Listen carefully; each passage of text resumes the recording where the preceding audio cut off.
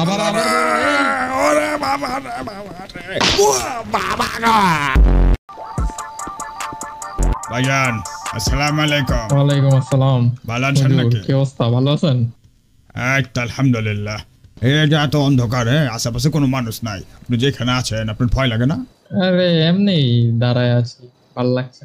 এখন আমার একটা সমস্যা হয়ে গেছে বুঝছেন, একটু ওই সাইডে যাওয়া লাগবে বুঝছেন। চলেন দেখি কি সমস্যা আপনার। আর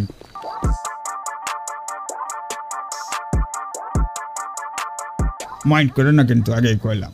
না না, মাইন্ড কেন করবো, বলেন। এই বেটা যা আছে সব বাইর কর। এই। এই এই কি রে, এটা করতে গেল, লাঠি করতে বাইর করলো। বাচ্চা আয় হায় রে, আয় হায় ও বাবা গো, ওরে বাবা গো বাবা, আমার ছেড়ে দাও আরে, আমার ছাড়াও, আমার ছেড়ে দাও, আমি আর মানুম না, আর কিছু করুম না। আরে এটি বাদ দিয়ে দেবো আরে, আমার বাঁচাও। আরে চকিনা তুমি কই, চকিনা আমাকে নিয়ে যাও বাচ্চা। আল্লাহ রে, ও মা গো, ও মা গো, ও বাবাকে ডাকবে গেছে। আরে বাবা রে বাবা, ভাই চুপ, আপনি যদি একদম আজকে আমার চুপ। ছাইড়া দেন ভাই, আর জীবন আম না ভাই। না, ছেড়ে দেন। আপনি বেয়াদবি কার সাথে করছেন ওইটা বলেন। আমি তো বুঝি না যে এটা আপনার এলাকা বুঝছেন, আমি যে আমার টাকা পয়সার দরকার ছিল এর লেগে আইছিলাম।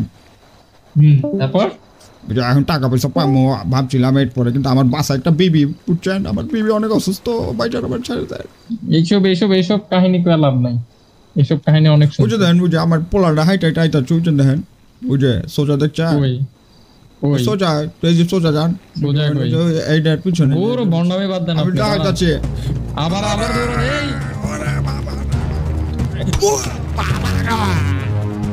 আল্লাহ আল্লাহ, আমার বাচ্চাটা চলে গেছে রে বাবা গো বাবা। বললাম